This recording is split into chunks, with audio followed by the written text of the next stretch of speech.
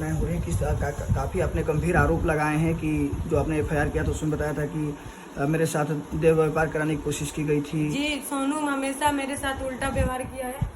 इनके भाई भी हमको बहुत गंदे गंदे गालियाँ फ़ोन करके देते थे लोग। इनके जो अशोक भाई हैं वो हमको बहुत गंदे गंदे गालियाँ देते थे। फिर इनके मैनेजर जो है इतना हमको मारा, इतना मारा, मेरा कपड़ा तक टी शर्ट मेरा फाड़ दिया, जो कि वीडियो हम आपको दे देंगे, आप चलाइएगा। उसके बाद भी बोलते हैं कि तू सोनुआ के खुश कर पे, हमारे आदमी के खुश कर पे तो हम तोरा के राखम। ये कौन ये रिश्ता है? हम तुम्हारी पत्नी है ना, तो जो तुम अपने 2-4 को शादी करके रखे हो सब लोग को बोलो सोने के लिए, सारे लोग को ला के दो मार्केट में सोने के लिए। कितने शादियां हैं? 3 शादियां हैं। 3 शादियां जी, आप अभी फिलहाल में आप किए हैं। पहली हैं कि आप तीसरी? देखिए, मैं तो अपने आप को पहली मानती हूँ क्योंकि मैं पहली आई थी। मेरे रहते हुए आपके होते हुए 3 शादियां कैसे कर लिए? ये आपको भनक नहीं लगी? नहीं, मुझे भनक, क्योंकि उनका गांव में पता नहीं क्या था। क्योंकि गांव में हम जब शादी किए तो 3 महीना हम जाके थे। उसके बाद हमको ये आरा में शिफ्ट कर दिए, रेंट में हम शिफ्ट कर दिए, हम आरा में रहने लगे। फिर उसके बाद से धीरे धीरे घर 1-2 दिन के लिए लेके जाते थे। ऐसा कभी कभी हुआ कि एकदम घर हमको नहीं लेके गए, तो हम पूछते थे, हमको भी शक होता था, तो बहाना से लेके जाएंगे 1 घंटे के लिए। 1 घंटे में क्या पता कर लेगा, आप बताइए। और जितने आदमी है सारे इन्हीं के आदमी हैं, मेरा यहाँ पे कोई नहीं है। क्या आपके देश से कोई बच्चा नहीं था, जब भी होने वाला रहता है हमको मार देते हैं। कितना ऑपरेशन करवाया? अभी तो फिलहाल में अभी 2 है। 2 ऑपरेशन करवाया? 2021 का और 2023 का। 2023 का। अब कब से आप रिलेशन में है? 12 साल। 12 साल से शादीशुदा हैं, उनके साथ रह रहे हैं।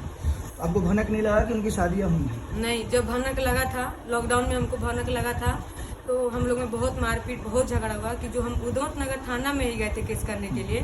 फिर वहाँ से सारे लोग इनके जुट गए, बहुत सारे लोग जुट गए कि वहाँ पे मैनेज करवा के हमको फिर घर लेके आए। फिर यहाँ पे भी बहुत सारा पंचायत हुआ, इनके पूरे रिलेशन के लोग आए थे, पूरा पंचायत हुआ। उसके बाद पंचायत होने के बाद हमको, अब एक औरत को बताइए, सब चारों तरफ से लोग घेर लेंगे, सारा बात बोलेंगे, तो उसमें एक औरत क्या करेगी? एक औरत क्या कर सकती है? तो वही मेरे साथ हुआ कि मैं इमोशनल हो गई। फिर मैं कंटिन्यू रहने लगी। 2-3 महीना फिर सही से थे, 2-3 महीना फिर सही से थे। फिर ये जून में हमको मार पीट के, अपने बर्थडे से पहले मार पीट के हमको यहाँ से लोग भाग गए। तो अभी आपको किस तरह की धमकी, कौन धमकी दिया है? ये अपने पता नहीं किसके आदमी लोग को भेज के, उसमें से हम एक लोग को पहचानते हैं, एक लोग को पहचानते हैं जो कि वहाँ नहीं था, लेकिन मुझे लग गया कि वही लड़का हमको ये लोग को भेजवाया है। तो मैं बहुत जल्द पता करके उसका नाम भी बताऊंगी कि वही भेजवाया था, कि कौन आया था। धमकियाँ दी जा रही हैं? जी, उसी लड़के के माध्यम से हमको दिया जा रहा था।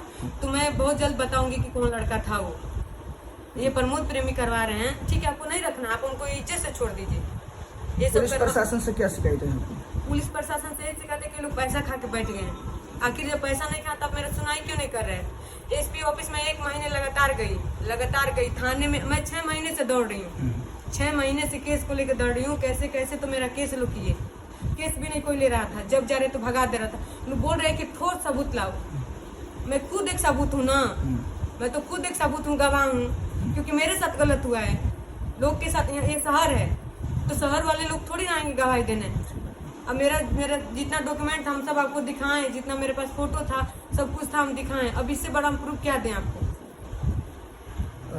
जो महिला विकास मंच है, महिला जो सशक्तिकरण का बात किया जाता है, उनसे क्या कहिएगा? जो महिलाएं हम यही महिला विकास से बोल रहे हैं कि मेरे मैम हेल्प करिए और मुझे इंसाफ दिलवा दीजिए बस। नहीं तो मैं कुछ कर लूँगी, फिर इंसाफ मिल के कोई फायदा नहीं है।